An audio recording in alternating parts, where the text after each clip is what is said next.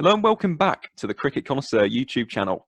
I'm Aaron, aka the Cricket Connoisseur, and joining me for today's England versus Sri Lanka Test preview show is none other than my co-host from the County Cricket Podcast and England cricket fanatic, Joe Nuttall. So Joe, mate, first things first, thank you very much for joining me on the channel today. How excited are you heading into this series in Galle?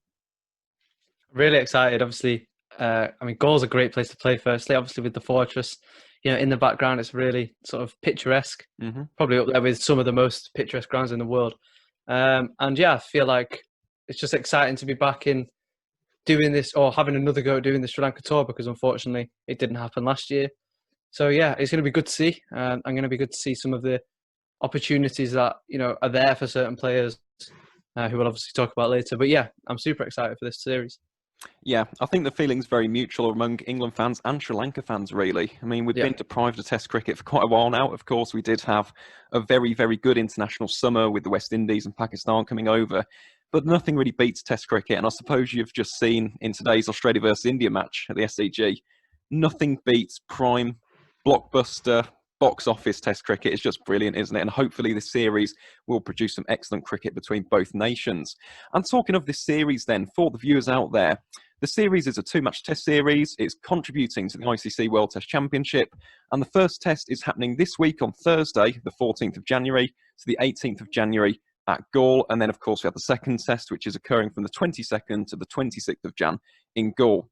So it's only a two-match Test series, not exactly the most substantial in terms of scheduling. But, of course, this is a good stepping stone, I suppose, for England heading into the India tour that follows it. But talking of England then, let's go through the squad because England have got a very, very interesting squad heading to Sri Lanka for this series. So before we talk about the players actually playing in this series potentially, there are just a few notable omissions/absences heading into this tour. So first of all, you've got Ben Stokes.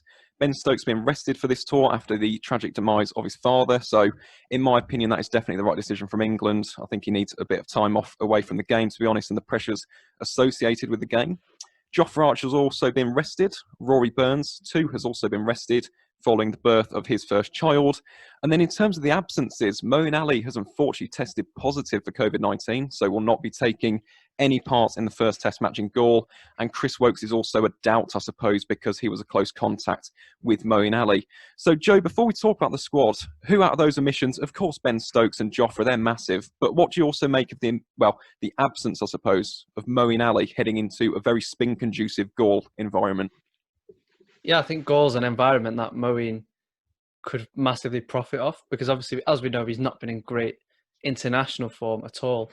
Sort of over the last 12 to 18 months, which is really sad to see because he's been such a key player for England with bat and ball in all forms of international cricket. So I think it's disappointing that he's not there, but it gives as I said before, we'll talk about some of the players later, and it gives those other opportunities, maybe opportunity that they wouldn't have necessarily had. So of course, it's just a shame that Moeen Ali isn't there, and I wish him the best, and hopefully, he's recovering well from coronavirus. Obviously, we know it's how horrible it is. So yeah, I hope he's recovering, and also Chris Woakes as well. I know he's now tested negative, but it's still not very nice to be sort of in that environment. So hopefully, Chris also is sort of okay, almost in the right headspace as well. So yeah, I think both of those two, in terms of squad absences, are going to be massive for England because for me, Moeen would have played for me in those conditions and potentially Woakes as well. Yeah, same here. I completely concur with that, actually. But talking of the squad then, England's squad is almost split into two segments. So we have the main 16-man squad. Of course, the captain, Joe Root, Moeen Ali, who we've just mentioned, he is still in the squad, of course, for this series. Jimmy Anderson, Johnny Bairstow, Dom Bess, Stuart Broad, Jos Buttler, Zach Crawley, Sam Curran, Ben Foakes, Dan Lawrence, Jack Leach, Dom Sibley, Ollie Stone, Chris Woakes, and finally Mark Wood. So they make up almost the main nucleus of this squad heading to Sri Lanka. And then in addition to that main 16-man squad, to almost supplement them, England have got 7 reserves in the form of James Bracey, Mason Crane, Saqib Mahmood, Craig Overton, Matt Parkinson, Ollie Robinson, and finally rounding off those 7 reserves is Amar Verdi. So, Joe, looking at that squad, who on that, well, I would have said team sheet, but who in that squad really stands out to you from an English perspective? I think there's as I said before, there's some great opportunities for certain players. Of course, there's no Rory Burns in this series, as you've already mentioned. Also, congratulations to him and his wife on the birth of their first child as well. But yeah, there's no Rory Burns. So I feel like, for me, Zach Crawley will open the batting, and that's going to be a massive opportunity for him. And that also then frees up a spot at number 3. Now, there's only one man I want to see bat at number 3. He's got a Test 100 in Sri Lanka batting there before, and that is Johnny Bairstow. I just feel like this is an opportunity he's got to take with both hands. He's a great player of spin. He's shown that in white ball cricket. So, especially if Crawley and Sibley effectively do the job they're meant to do as openers, which is see off the new ball and lay a platform for Bairstow, Root, Butler, and then potentially Lawrence as well, who may make up the middle order with no Pope or Stokes, then, I think this could be a great opportunity for Johnny Bairstow. I really do. So for me, he's like the person I'm most excited to see. And yeah, it's going to be interesting to see how he does go. As I say, he's got 100 in Sri Lanka before, not in goal, but, similar conditions throughout the whole of the country, really. So yeah, I'm looking forward to seeing how he goes, and hopefully he does well. Yeah, definitely. I think the inclusion of Johnny Bairstow, though, was an interesting one. And I suppose for some England fans, a bit of a strange one, considering the almost lack of first-class cricket that he's had since 2019, really, when he was first omitted from the England team. But with that being said, I'm glad you mentioned spin, because looking at Johnny Bairstow's stats, between 2017 to 2019, he averaged 44.18 against spin. The issue for Johnny, which is obviously well known, was his issues against pace, where he averaged 24.10. So there's a massive, massive gap between the two averages there. But in terms of spin bowling in goal, we've mentioned it already, it's going to be slow, it's going to be turning. I feel like the addition of Johnny Bairstow is actually quite a good one from England. And you mentioned there about the century in Colombo, which was, of course, his last century plus score in Test match cricket. That was just brilliant. It was brilliant batting, used the feet beautifully, very proactive in his shot making, I suppose. And just for me, Johnny Bairstow, I think, will be quite a nice addition into this England squad, of course, without the likes of Ben Stokes, Rory Burns in that batting lineup. So it made sense for me. Of course, some people will be against it. I mean, that is fair enough, of course. He hasn't really played a lot of red ball cricket over the past year or so. But with that being said, I think he's definitely an interesting inclusion in this team. I think he'll be in the starting 11 as well, just based on what Chris Silverwood's been saying in the press conferences. So yeah, Johnny Bairstow, definitely a good standout. I agree with that choice, Joe. And yeah, we'll have to wait and see how Johnny does perform in goal. But moving on to the Sri Lankans then, a team which for some reason people are almost discounting before the series has begun. And I did just want to touch upon this because Sri Lanka have a really strong record in goal. Now, there's a lot of people I've been hearing saying England are going to sweep this 2-0 or 1-0. It's going to be a whitewash either way. But since 2010, Sri Lanka have won 11 matches in goal. They've only lost 5, of course, one of those being against England in 2018, and they've drawn 2.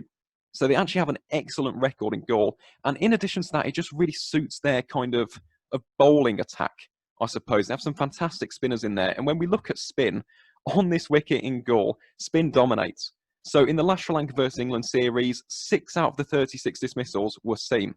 Okay, barely any.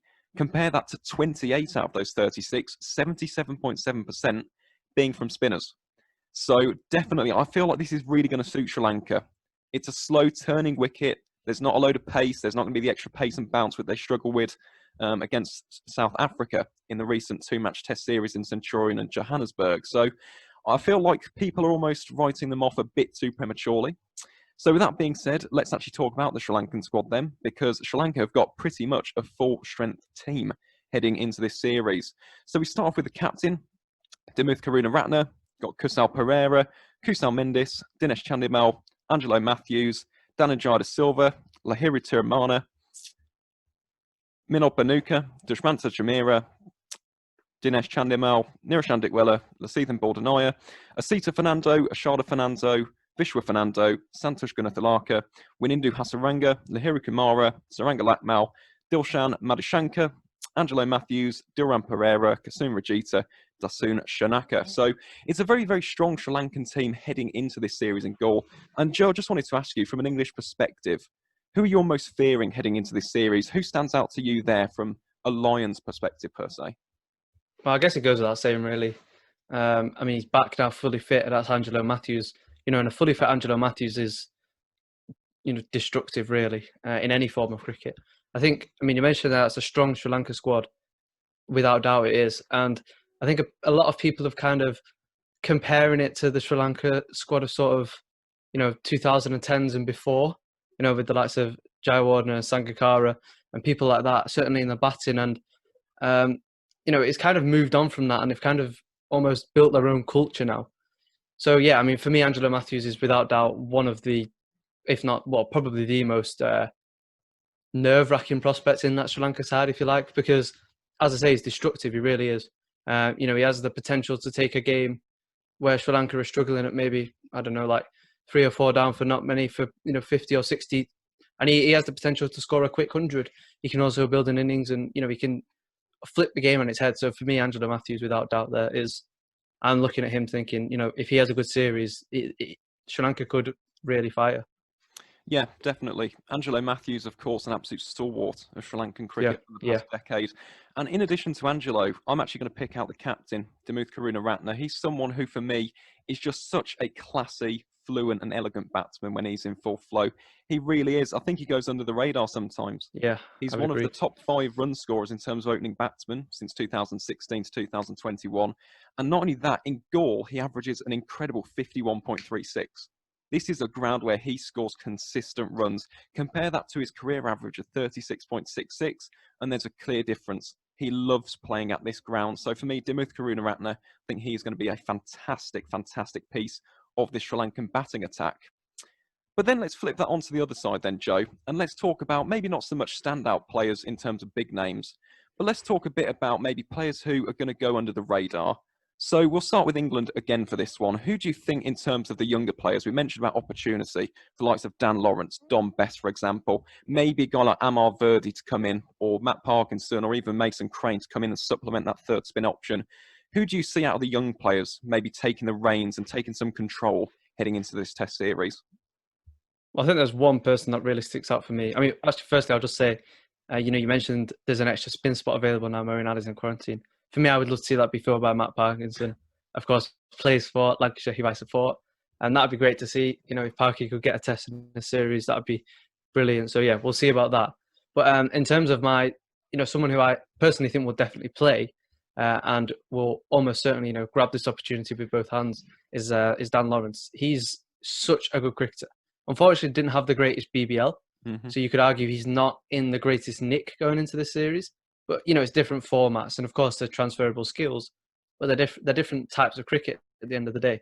So yeah, I mean Dan Lawrence is brilliant. He also offers that part-time spin option as well, which for me is another added incentive for him to play. Obviously, you're going to pick him when you're batting, but the fact that you've got him and Root who can now bowl a bit of spin, almost a break up or give the other bowlers a rest is going to be pretty crucial for me. So yeah, I'm really excited to see Dan Lawrence play. I think he's got big shoes to fill in the sense that he's either going to be, you could look at, he's either replacing Ben Stokes or Ollie Pope. Either way, he's got big shoes to fill, more so for Ben Stokes, of course. But yeah, I think Ollie Pope is going to be also a bit of a big miss for England. He's technically not in the squad. He's just there to build fitness, and he got 50 in the warm-up game. So yeah, maybe he is fully fit. Maybe England will look at that in hindsight and almost regret not putting him in the team. But I think Dan Lawrence, should he get his opportunity, and I think he will do a great job. And I'm hoping to see him score some big runs in the series. Well, you never know with Ollie Pope heading into the second test, for example, if he's fully fit and firing in the intra-squad stuff. Who knows? Could be a surprise inclusion. We don't know with England, do we, sometimes? But yes, I agree. Again, another big omission from an English perspective. But I'm glad that you mentioned Dan Lawrence, because for me, and for any of the viewers out there as well, if you haven't seen this guy bat, he's so special. He's almost like this prodigious talent in many, many ways. He scored a century in the county championship against Surrey when he was just 17 years of age. He was the third youngest batsman in the history of English first-class cricket to score a century. I mean, he's incredible. He's been tipped for greatness for so many years now. And in addition to that, something that really stands out about Dan Lawrence, he is a bit of an unorthodox character. Of course, you mentioned there about the bowling. For those who haven't watched Dan Lawrence bowl, please do. He's got a very, unusual accent. Yeah, I'd agree. Interesting action. We'll say it like that. But in addition to the bowling, of course, his batting. is so bottom hand heavy. He's a wonderful player of spin, got these lovely supple wrists with which he generates momentum on the ball. And you think in Sri Lanka, in Gaul, where it's going to be a slower wicket, there's going to be a lot of turn, this is really going to suit his natural game. So for that reason, Dan Lawrence is definitely someone to watch out for, and I'm glad that you mentioned him, Joe. And then in addition to Dan Lawrence, I also think Dom Bess, because Dom Bess has been an interesting one for England. I think at times people have been a bit critical of his control. We saw it in the summer against the West Indies with regards to his length and line, compared it to the likes of Nathan Lyon, for example, and he's almost delivering 10% less deliveries on a good consistent length for a spinner. So for me, I think this is a huge series. I feel like Dom Bess at the moment hasn't really had an opportunity to show his worth per se on a spin conducive surface. He's played in England, he's played in South Africa, and that's it.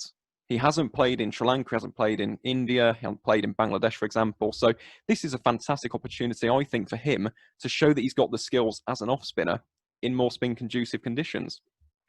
And in addition to that, when there was a bit of turn, just a little bit in the surface for him in Port Elizabeth against South Africa, he took a fifer. So for me, I think Dom Bess is almost, I'm going to be looking at him, not under the microscope per se, but with a bit more expectation for this series. I feel like this is a series where he could really establish himself, maybe not as the front line. I feel like in Moeen Ali's absence, Jack Leach will be the front line spinner, but definitely almost as the supplemental option. And that'll be very, very interesting. And before we just go on to Sri Lanka, Joe, we mentioned about the third spin option with England.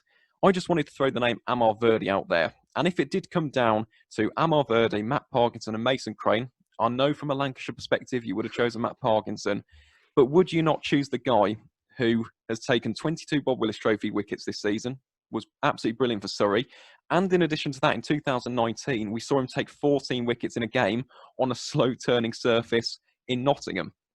Are you not tempted to maybe include him as the third spinner? I mean, I guess if I'm saying it from, this is from me sitting here, right? From a more biased, let's be honest, a more biased perspective.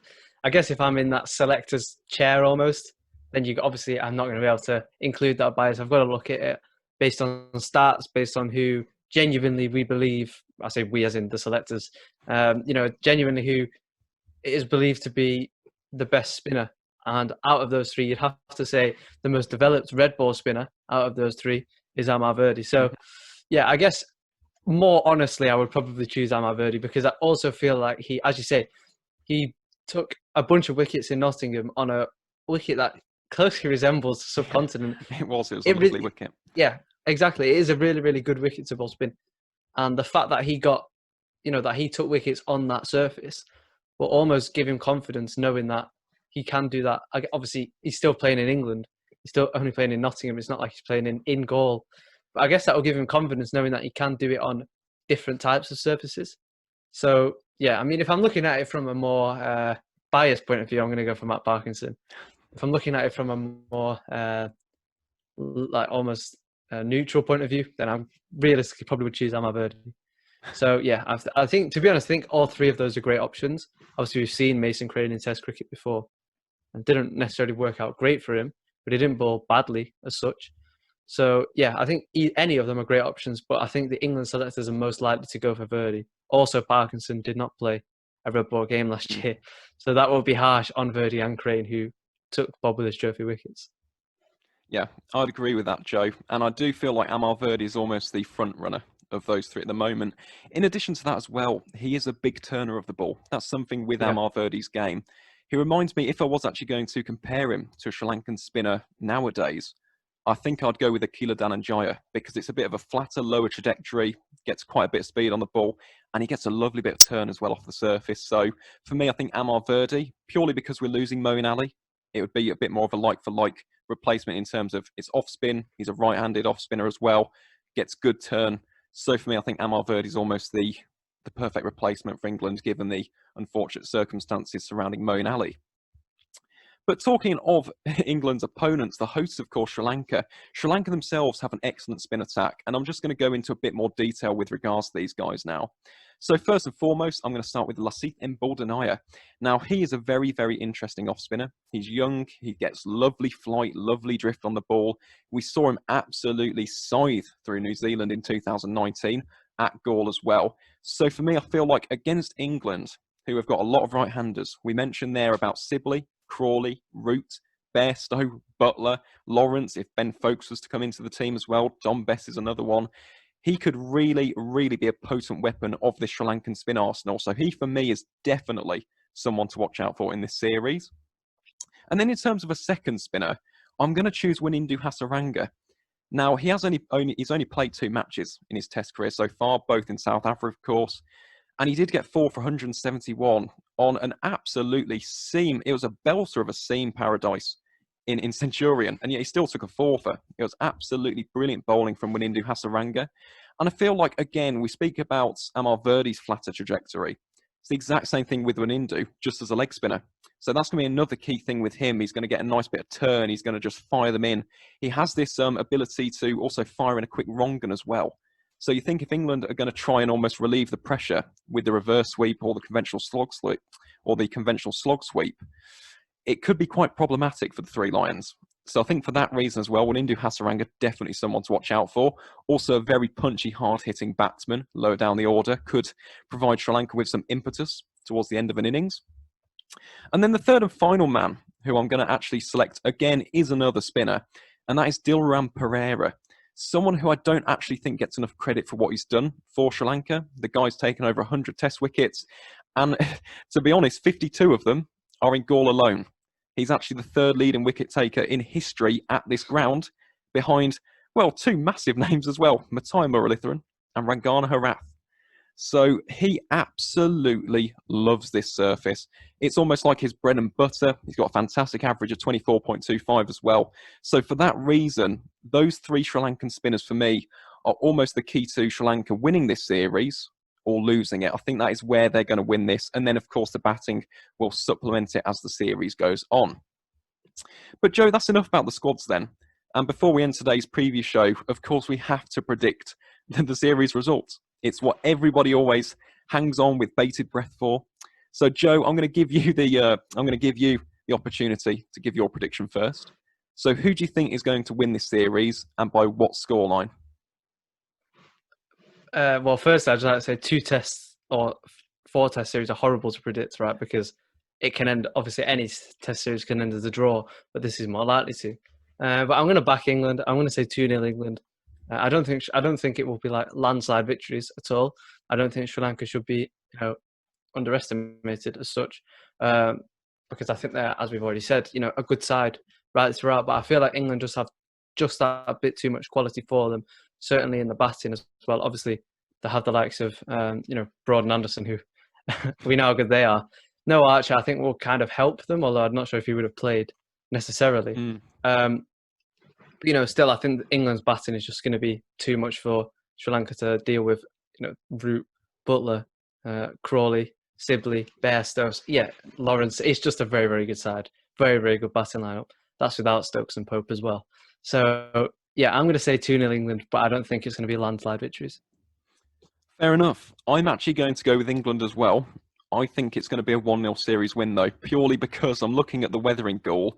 Unfortunately, it's not looking great for about the first 2 or 3 days. I think there's some thunderstorms hanging around the area. So whether or not we'll get a full test match, full 4 or 5 day test match remains to be seen. Hopefully, fingers crossed, the weather will stay at put and we'll get a full test match. But yeah, I agree with you. I don't think it's going to be a landslide. And even though last time we did win 3-0, I don't think that we can almost utilise that as a direct comparison. This is only a 2-match test series. It's not a full-strength England squad. And in addition to that, I've already mentioned Sri Lanka have a fantastic record in Gaul. So for that reason, I think England have got the slightly better team. And I really do mean it's by inches. Don't want to quote Ian Smith, but bear us the margins almost. But yeah, for that reason, I'm going to go England, 1-0 series win. And yeah, should be an interesting series. It's one that I'm definitely looking forward to. Joe, I know that you're looking forward to it as well, obviously. Yeah, it's brilliant for us as England fans. But of course, for all of the viewers out there as well, who do you think is going to win this series? Do you think that England are going to have too much firepower for Sri Lanka? Or do you think that the wily Sri Lankan spin attack will have too much for the English batting lineup? Please do let us know down in the comments. But Joe, just before we end today's preview show then, do you have anything to kind of plug or promote? Anything on social media, the Counter Cricket podcast, of course, as well? Yeah, I mean, in case you didn't know, we present a podcast together. I don't know if we mentioned that. Yeah, you can go and check that out. It's on all good podcast sites, the County Cricket Podcast. And yeah, I mean, if you want to go and follow me on social media, then my Twitter is at Nutsy99 and my Instagram is at 99Nutsy.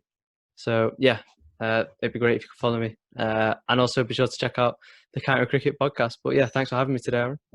Oh, well, no problem, mate. Of course, it's always my pleasure, always welcome here on the Cricket Connoisseur YouTube channel. And of course, for all of the viewers out there, I will be leaving the links to both Joe's social media and, of course, the County Cricket Podcast links as well. So please do go and check it out. We have some fantastic guests on there and plenty more planned as well heading into 2021.